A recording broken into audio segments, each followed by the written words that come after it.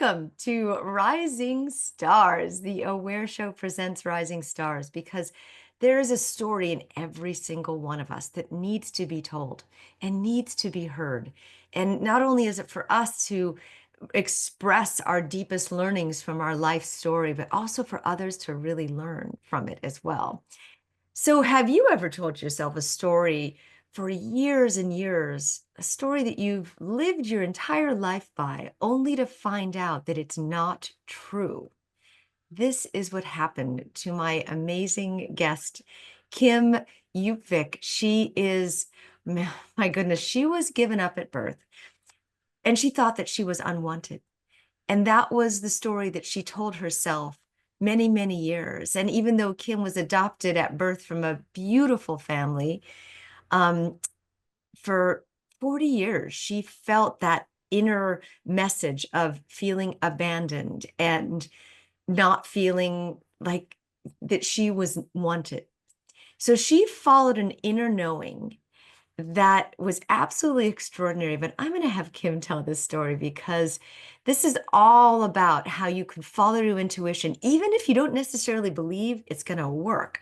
I love your story, Kim. Thank you so much for joining me. Thank you, Lisa. I'm so honored to be here. Oh my goodness. I have always been so impacted by your story, not only from your story of being adopted from Korea and all that you went through to find your birth family, but really, truly how you weren't a super strong believer in intuition, because that's truth. I mean, that's life. You can't just dream it and think it's going to come through. You had to go through this process. So tell me a little bit about your experience growing up in Norway with your adopted family, first of all. Oh, I was so lucky. I got the best family ever. Mm, And I grew up without religion. There was no religion in our house and no talk about intuition, but they would talk about gut feeling. They would do that. So I was mm. familiar with that term. I had the best mom. She always told me that I was possible. And if I had something, some project I wanted to do, she was always, I think you can do it. How can I help? Ah, So I was used to manifest by pure will. She was like, there's always a way. You just have to figure out why, how. And so I was pretty good at making things happen. And of course, I thought it was me making it happen. Um, Well, that's a wonderful nurturing environment. There's so many people that are being raised like that these days, Kim, that they call them unchurched, which is falling away from organized religion because it doesn't resonate any longer. And it's fascinating that it's happening in so many countries around the world. Some, however, are staying with tradition, and there's wars fought over that, and that's challenging. It's got its own challenges. But I love that your mom raised you to believe in possibilities. I mean, in my opinion, that's a religion. But, just in my opinion. But did you always feel like you wanted to find your birth parents? Did you feel like you were constantly yearning for that? Never, Never. never. Mm. I, like they told me, the orphanage told me I was found on the street. And me, in self-defense, I grew up looking different. Everybody asked me, what about Korea? What about your real parents? And I was like, nope, my real parents are Norwegian and I'm Norwegian. So stop talking about Korean parents. Because Ah, I wasn't very impressed with somebody that just threw me on the street. As I was thinking, at least you bring your child to the orphanage. You don't put them in a box in the street like a litter of kittens. So I was very negative about the thought of, because you are vulnerable. When you're adopted, you don't want any more rejection. So the thought of going there to someone that just threw me out and that still might reject me, that probably was painful. That probably why I just like, no, not you interested. didn't want to open that wound at all. And I would understand that. Yes. It wasn't Yeah. worth it at all. And plus, you Mm. had a very loving family. So that's Yeah. great that you never saw it. So at what point did you have that inkling? At what age to When seek I out your? when I wanted to seek out, Hmm. Hmm. that was the story on how the spirits tricked me. because I will have a background for real estate and real estate investment, very linear thinking, very in my left brain. Yes. Very successful. Yes. Yeah, Which did was amazing, that you created such an amazing life for yourself. Yes. But I lost all my money during the financial crisis. It moved me into self-development. And I don't believe in coincidences any longer. Because suddenly, without any religion, I had this urge for a Buddha figure. And coincidentally, the alternative shop in my street had a big sales. I went in there, and coincidentally, there was this poster about this development circle at the very same day. And coincidentally, when I went in asking about that course, the teacher appeared. And when I asked her about your course, I don't understand. Yeah, well, it's about intuition and stuff, she told me. And it's like, Huh. okay, you're drawn. And she said, well, Kim, when I have these choices, I listen to my gut. And it felt like I was drawn towards her. But I never felt like this before, never after. But it's like my gut were pulled towards her. And I Wow. looked at my gut and I said, seems like I'm coming to you. Mm. That development circle, what she didn't tell me, she said, it's intuition. She didn't tell me it was a spiritual, mediumistic circle. So when she told us we were going to draw in the energy of our past and loved ones, I became afraid because I Mm. grew up very afraid of the dark. Right. Of course. So, And of but it the was, unknown and unstable. Yes. yeah, because I probably could sense the spirit world before, and I thought that was ghosts and witches and trolls under my bed because I was afraid to look. Hmm. But that circle taught me that was safe to look. I could see the spirits, and it wasn't like a horror movies that I was afraid it would be. It was just like I'm looking at you, Lisa. It was not scary from my inner eye. And then practicing in that circle, my Norwegian mom and dad had passed at that time. So I was practicing in that circle, and suddenly the other student said, I have your grandfather here. And he's showing me this young man with military clothing, and he's so worried. He's so worried about you, and he regrets something about you, and he's thinking about you every day. Kim, it's your dad, and he's searching for you, and you have to go now. You cannot wait. I was like, Oh my goodness. Did you reject that message at first? Did it shock you? it was shocking because just a little bit time, but because I had been so angry, somehow I was always angry with the mom. I never thought about the dad. Mm, So that was a good thing. sure, sure. And then they said, he's worried about you, he's searching for you, he's so sorry. That made me a little bit more mellow and Yes. interested. And just the thought about the dad that really wanted me, it made me happy. Yes, Yeah. yes. But I have one problem. I just left my son's dad, and he had adjustment issues. Single mom, I didn't want to leave my child for a trip like that. Right. Right. So I speak to spirit, and I'm not I'm not embarrassed to say these things out loud. So I was sitting like this. One part of me wanted to go, the other part didn't want to go, because my son is the most important thing in my life. Mm, And he was only 5 years old at that time. So I mm, was like, worried that I would miss out if I didn't go. Maybe my father was sick, that he would die before I would get down there. So I right. was a little bit, like a spoiled brat. I was sitting here. Yeah, if you really want me to go, I give you two conditions. You're talking to spirit this way. Yeah, I took the spirit. Okay. And they and I said, and I thought I tricked them because I gave them a condition I thought were impossible to fulfill.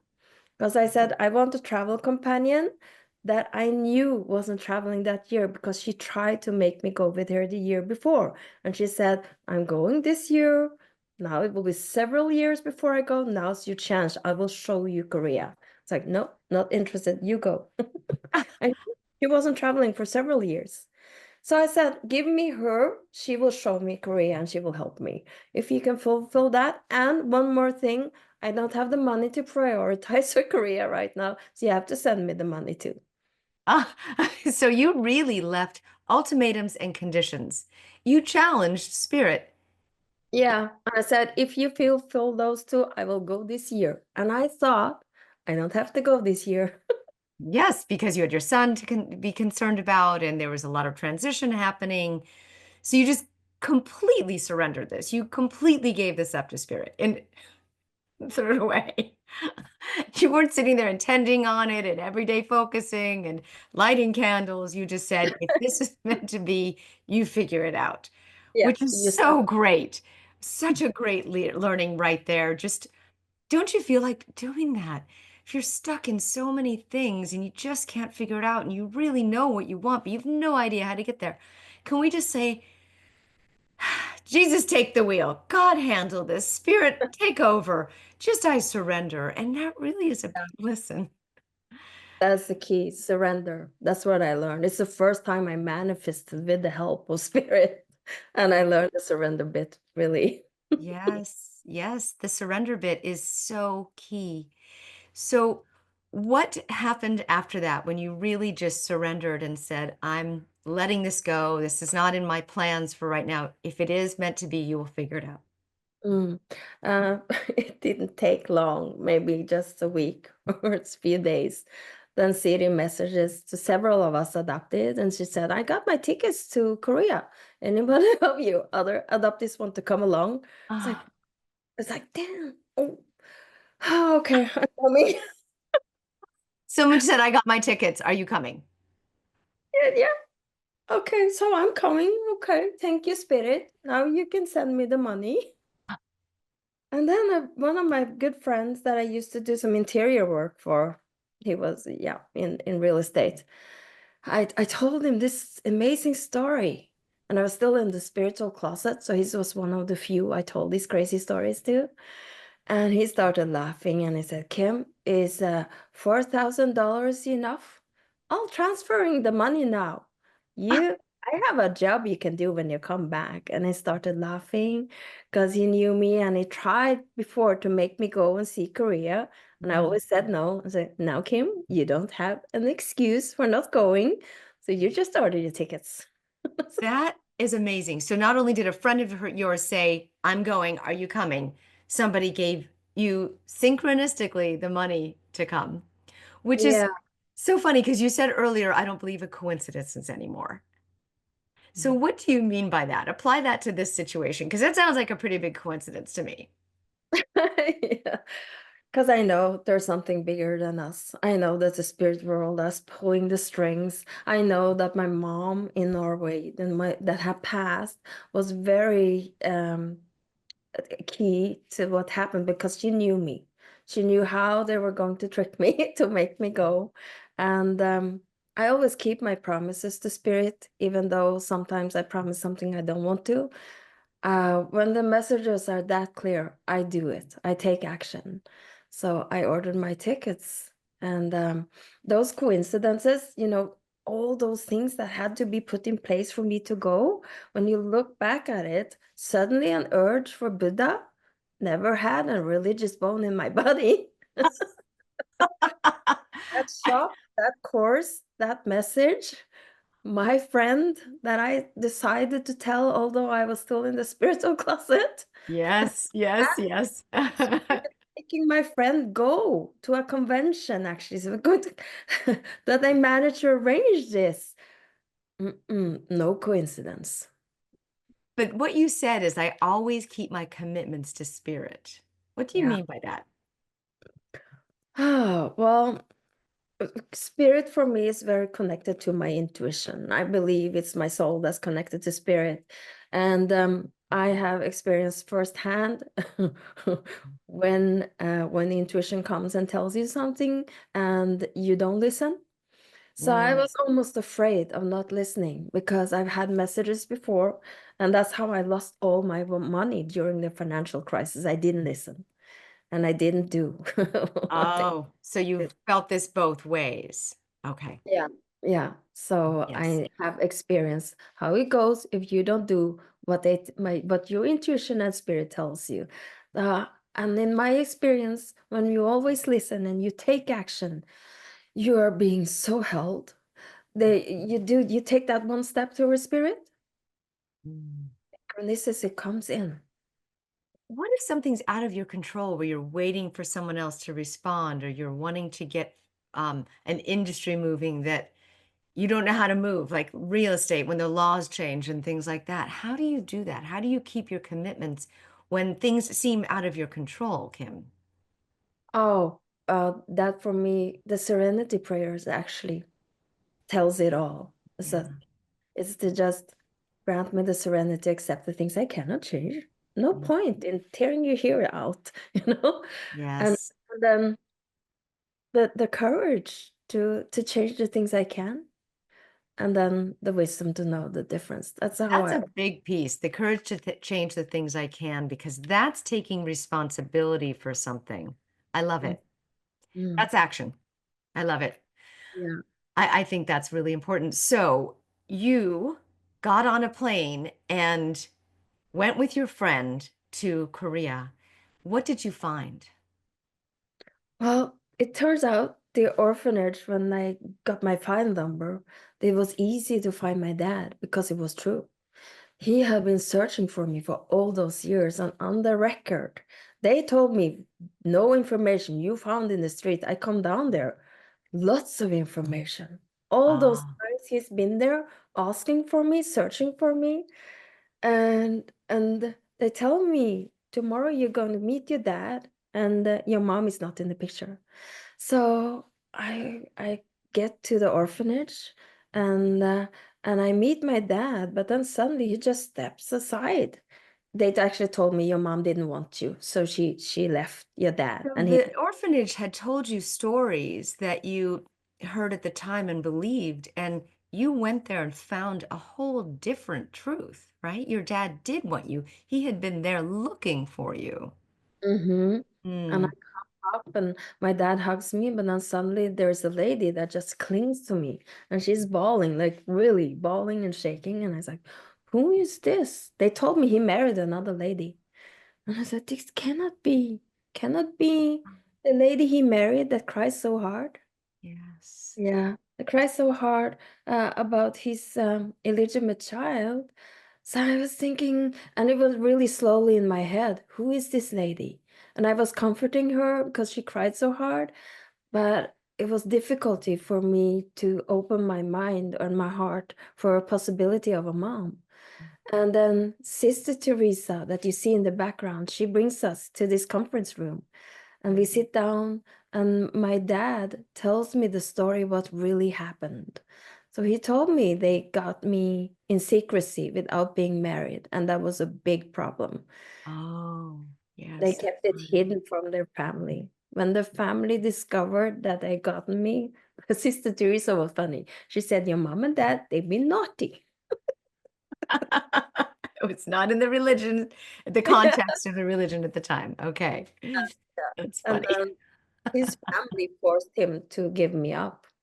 And he remembered a couple that didn't have children, so he went to them and said, could you please take care of my daughter while I'm in the military? That was the problem. We were going away to the military for 4 years.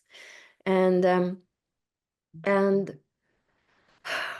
after 1 year he comes to visit me, but he couldn't find me because the family had moved and he thought that I was with them, so he's been searching ever since.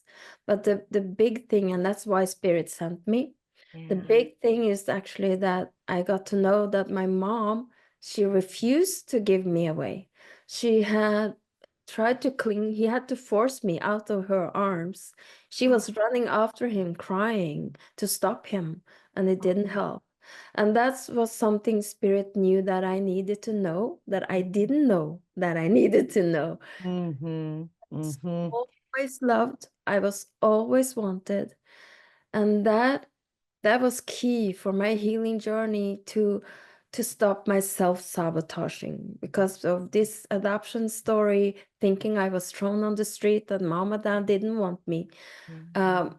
made a picture of me subconsciously, that I was not worthy, that I Mm. was not good enough, that I didn't deserve, and that created so much self-sabotage during my life. Oh, Looking back after this, looking back at my life, I could see when things were way too good, for didn't compare with the picture I have of what I was deserving of. Like I had a CEO in the real estate agency that I was working in. I was having that position, and my the best man ever proposed to me in the same year. ah, Too good. I just had to do something stupid, went left the job angry, left the man, found um, that would that was beating me instead. oh my goodness. So your story was all about attracting these things of abandonment and abuse. And the minute you discovered all of that was not true, Hmm. and for whatever reason, that had been your truth for that long. And it's so interesting how our beliefs completely shape our lives. And you realized it was a lie. You realized that you were loved. You realized you had a family, and that the energy of love brought you back together again, because your birth mother's heart-wrenching desire to find you again was permeating the spirit waves and needed to get you reunited. And since then, you changed everything. You left the relationship, you everything. Mm. Mm. So, what an extraordinary story. I just want to ask, in this picture, if you who is the whole family member that you have here in the picture? It turned out the story the orphanage told me, that he married another lady, that was a lie. My dad came from the military and married my mom. Oh, And on that picture, you see my baby sister and my baby brother. So they are, oh, they had a whole family. They were just missing you. they were just missing me. They were so happy they found me. Ah, so how did this change your son's experience when he realized that he has an entire family in Korea, that now he has instant family and relatives and everything? How did that change? Was he too young to realize it? Think he was a little bit too young, because it's like he was, it's just natural for him. That he had, Great, yeah. great. So when we went down there, he just connected immediately. Mm. You changed your entire life in that meeting. And how did life change then when you got back? You changed your entire relationship? You got out of everything that was in a lot that had to do with abandonment and abuse. And how did you start over, Kim? Yeah, well, it's been a long self-development journey, Yeah. but it's been a lot of diving into. I had already ended that relationship, but I was diving into the wounds of abandonment, and also finding the core wounds where that was repeating again and again, that voice that said, you're not good enough, you're not deserving, you're a bad girl. Yeah. Those things that I couldn't control. Through deep work, I've been able to lift out one block after another. So I've been spending the rest, I think I will spend the rest of my life working with these issues, but Yes. helping others. Mm. Well, yes, and helping others is really the most authentic way to move towards your healing. And the more you help others, just by telling the story, you're helping others. And Mm. then you've learned so much from this experience. And I want to just go through some of these things because it's so worth sharing. Kim is now a teacher. She shares with her with everyone her experience. One of the first lessons you've learned is that I am a whole person. What do you mean by that? Oh, well, when I went down there, when I looking back, it was like I was fractionated. The pieces wasn't quite fitting. Mm. And I remember sitting on the airplane on the way back, I felt whole. And then it's like I was always loved. That was a big thing. I actually thought I didn't need to know that. I was always loved. Yes, that's a huge thing. And even for somebody who didn't have this experience of finding their birth parents and so forth, can how would they know that they're deserving of love no matter what? Well, it's about giving themselves the love that we search with outside of ourselves. Um, I'm I have a past of being a chameleon, trying to fit, trying to look for others for confidence, for love, for confirmation that I'm worthy. Just have to take it back and know that I'm good enough just the way I am because I am, you know? Yes, yes. And that takes time. I mean, it takes time to realize that you are good enough no matter what. And it doesn't take any external validation or being somebody else, because that just help you'll just lose yourself even further. But that you have, how do you teach about self-worth, Kim? Yeah. Self-worth is, for me, it's been a key with the spiritual connection because they always tell me the truth when I fall out a little bit out of them, when I kind of fall asleep and ego kind of gets me. They tell me, it's like my inner voice that tells me, you're right, you're loved, you are everything you need to be. There's nothing wrong. You're right where you're supposed to be. You're on the right path. Everything is okay. Don't worry. And it's such a loving voice that comes from inside, but it's from the bigger me. Yes. And and it gives me that confirmation and that love that I know that my inner child needs to hear. That the ego has been telling you're not good enough. I can't believe you said that. Why did you do that? And Mhm. that other voice comes in. And it's like, well, but you're all right. You have a good heart. We love you. Uh, Yes. And that's where you're maybe self-parenting or self-soothing. And it's really starts with the undoing of those stories that we tell ourselves about being not good enough because it's all false. It's not true. Every single soul born is worthy. Every soul. abs- It's your birthright to be worthy. yeah. Yeah, we create these stories that we learn from our experiences that tell us that we're not good enough. And Mm, we perceive them to tell us we're not good enough. Whereas the soul is always worthy, no matter what. Yeah. yeah. So that was the igniting of my self-development work, but discovering that I was always loved wasn't really enough. I had to do a lot of work on it, but it made me be able to start the work and see it from being completely denial. Yes. Yes. It Yes. put me on the path to do the work. Yes. So the stories we tell ourselves are not true. They're false kind of beliefs, but your savior is your spirituality and your unwavering connection with spirit because you never lie to spirit, which is great. And do you still get angry? Do you still do you ever regress? Do you get mad about the past? No, not at all, not the past. I can see No. the present. Yeah. Well, things about the present still ignite you. Yes. You never Yeah. lose your faith or get frustrated with spirit. No, even though things might not be going the way you want them to. You know, there's been in my past so much that didn't go the way I wanted to. Mm, And always, because I've been through bankruptcy, I've been through almost losing my apartment, I've been through losing all my money, I've been through having no money as a single mom, leaving my hmm partner, had hmm not knowing where to live. I see that there's a loving hand in all of this, always taking care of me. I see that even through bankruptcy, I knew there was a bigger reason why. And that I was like, is no way this is happening to me without a bigger reason. And that something amazing is coming out of this because this is so painful. And that was true. What came on the other end was a miracle and so much better what I could dream of.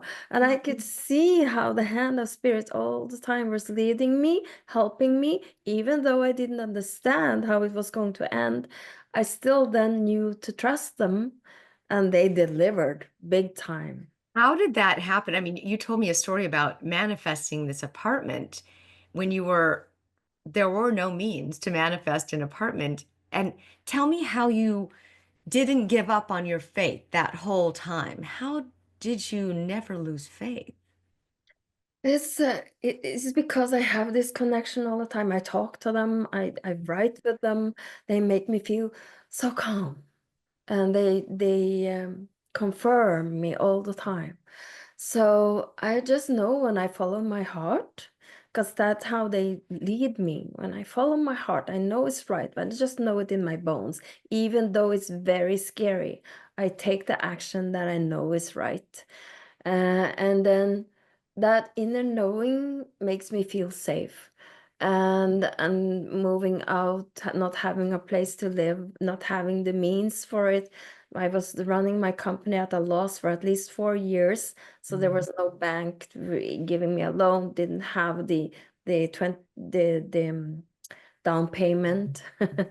for having a loan or rent even.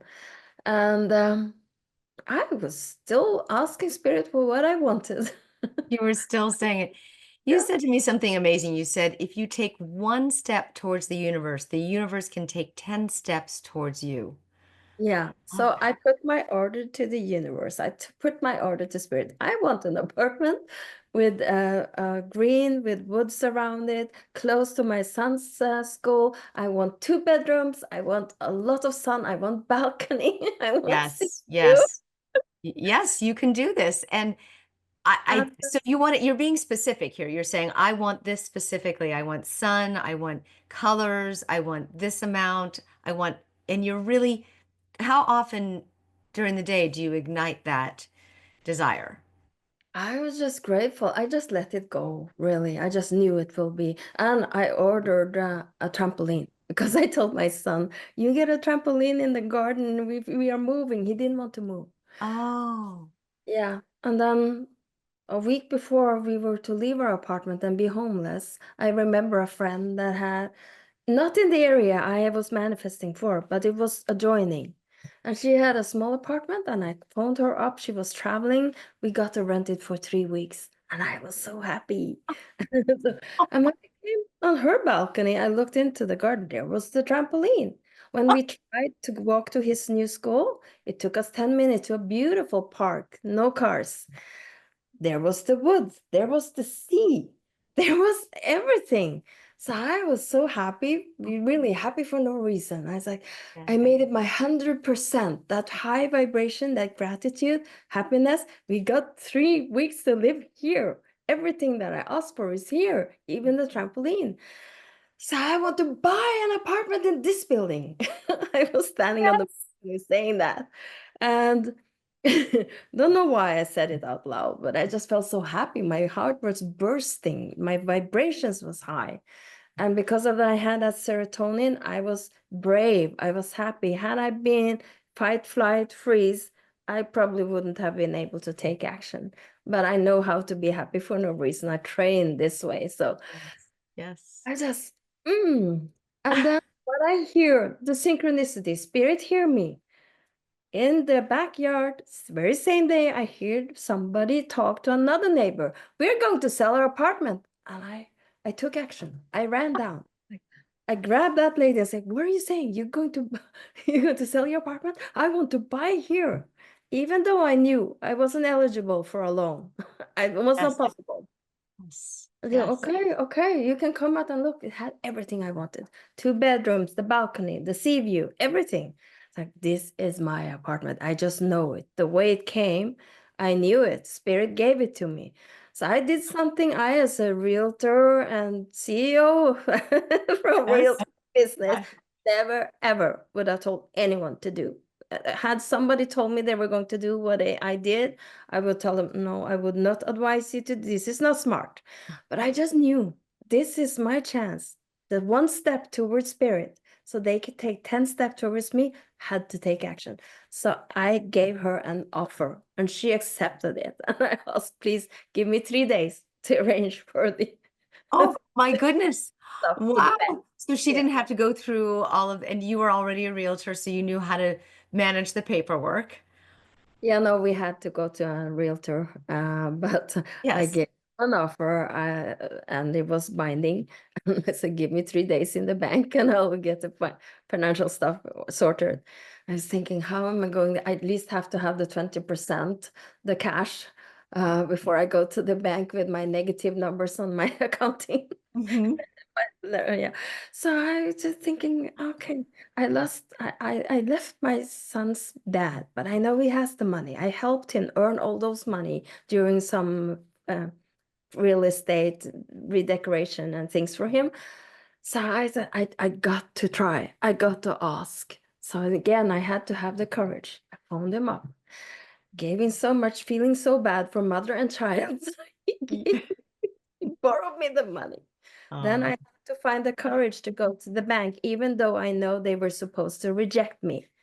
So I took my accounting, go to the bank, talked to my bank contact. He looked at my papers and he's and it's like, "You having a private loan?" And he was he looking again and see I'm running at a loss for 4 years, not a steady income. And he looked at me for a long time and said, "Kim, you are one of the few people that during the financial crisis you actually met your obligations. Oh, So I know I really want to help you, but I have to ask my boss." And I said, "Thank you. This was even more than I hoped for." Then yes, yes. the phone call came, "Kim, you got the loan." Oh my goodness. Phenomenal story. And just a story of faith and leap to the next place in faith, and then leap to the next place in faith. And you did everything the way that it needed to be done. You followed all of the rules. You were just staying in that place of, this is what I want. I I'm going to keep asking and keep believing, and it just keeps happening. And this seems to be the theme of your life. And there's literally no reason that you were handed anything as a golden spoon or anything like that. You just figured it out as you've gone along. And your son now has been raised in this beautiful apartment, and he's what, 15 now, and this is incredible. This only happened about 7 years ago, right? About 7 or 8 years ago?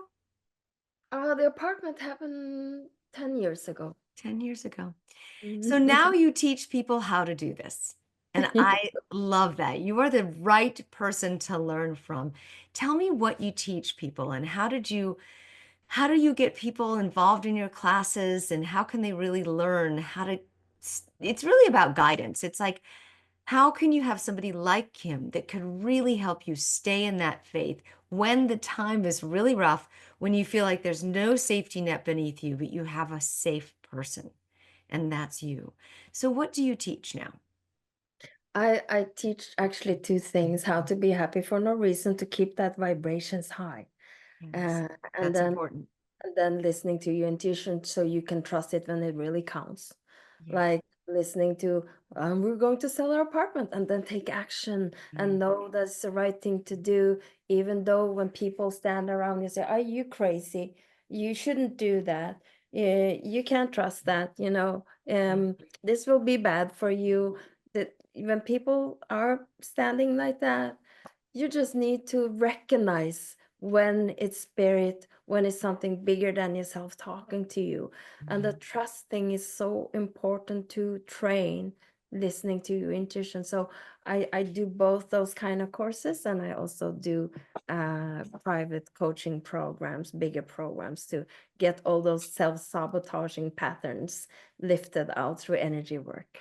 That is amazing. So to really trust and listen when the message comes through, because you did that. You did that. That is So key.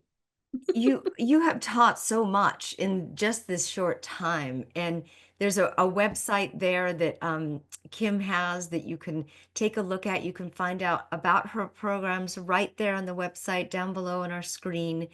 And it's Kim and her last name, djupvik.com, and we'll put everything in the descriptions down below. And so what we've learned is you don't believe in coincidences anymore. You believe in spirit.